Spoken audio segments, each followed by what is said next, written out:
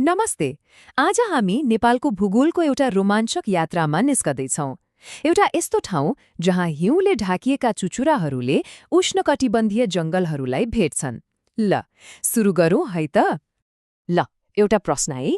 पृथ्वीमा यस्तो कुन ठाउँ होला जहाँ दुई भीमकाय शक्तिहरू भेट्छन्? यो प्रश्नले हामीलाई सिधै नेपालको मुटुमा पुर्याउँछ।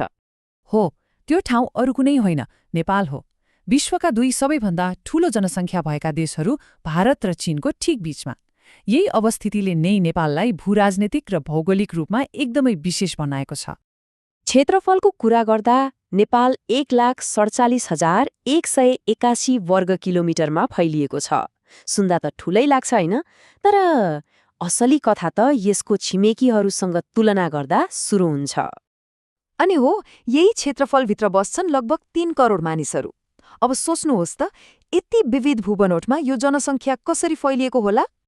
अब यो तुलनालाई हेरौँ न, साँच्चै अचम्म लाग्दो छ। भारत नेपालभन्दा 22 गुणा ठूलो, अनि चीन त झण्डै 65 गुणा ठूलो छ। यो आकारको भिन्नताले नै नेपाल कति अद्वितीय छ भन्ने कुरा प्रश्न पार्छ होइन त? अब नेपाललाई साँच्चीकै बुझ्नु छ भने यसलाई 3 फरक तहमा हेर्नुपर्छ।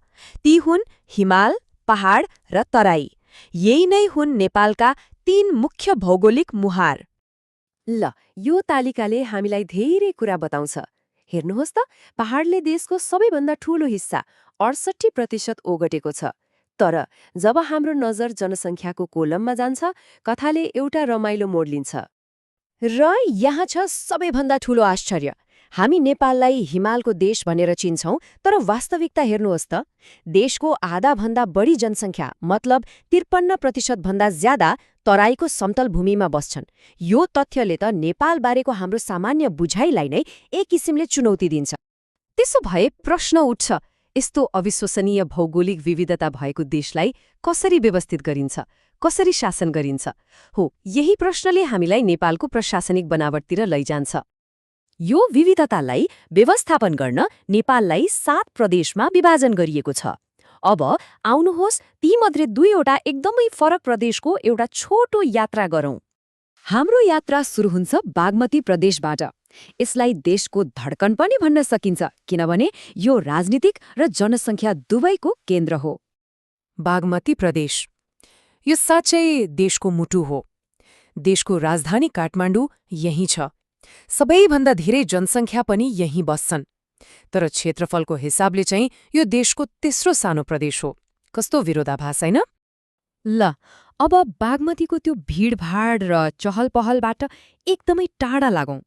एउटा बिल्कुलै फरक प्रदेशतिर, कर्णाली। यहाँ नेपालको अर्कै अनुहार देख्न पाइन्छ। कर्णाली बागमतीको ठिक उल्टो छ भन्दा पनि हुन्छ। क्षेत्रफलमा देशकै सबैभन्दा ठूलो, तर जनसङ्ख्यामा सबैभन्दा कम। नेपालको सबैभन्दा लामो नदी कर्णाली पनि यही बग्छ। यो त एउटै देशभित्रका 2 फरक संसार जस्तै भयो। ल, अब कुरा गरौँ नेपालका केही यस्ता भौगोलिक विशेषताहरूको जसले विश्वमै रेकर्ड राखेका छन्, एकदमै द्रुत गतिमा है। यो तथ्य सुन्दा साँच्चै पत्याउन गाह्रो लाग्न सक्छ। संसारका 10 अग्ला हिमालहरूमध्ये 8वटा, हो 8वटा, यही सानो देश नेपालमा छन्। यसले नै देखाउँछ हिमालय श्रृङ्खलामा नेपालको स्थान कति महत्त्वपूर्ण छ।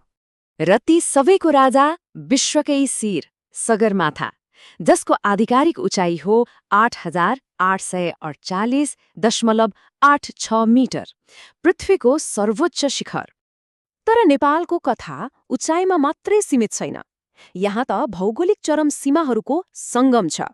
एकातिर छ देशकै सबैभन्दा लामो नदी कर्णाली भने अर्कोतिर छ देशकै सबैभन्दा सानो जिल्ला भक्तपुर। ठूलो र सानोको कस्तो अनौठो मेल।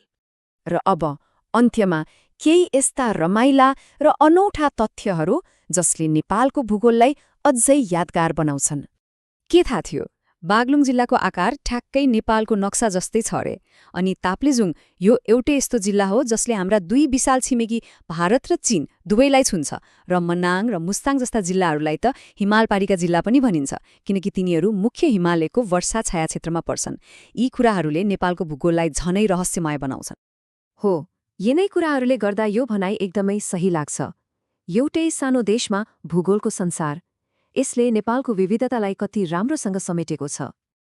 तराईको गर्मीदेखि सगरमाथाको चिसो चुचुरोसम्म नेपाल साँच्चै भौगोलिक आश्चर्यको खानी हो। एउटा सानो आकारमा यति धेरै विविधता। तर अन्तिम प्रश्न यो हो, यो भूगोलले एउटा राष्ट्रको आत्मालाई, यहाँको संस्कृतिलाई, यहाँका मानिसहरूलाई कसरी आकार दिन्छ होला? यो एउटा सोच्न लायक प्रश्न हो।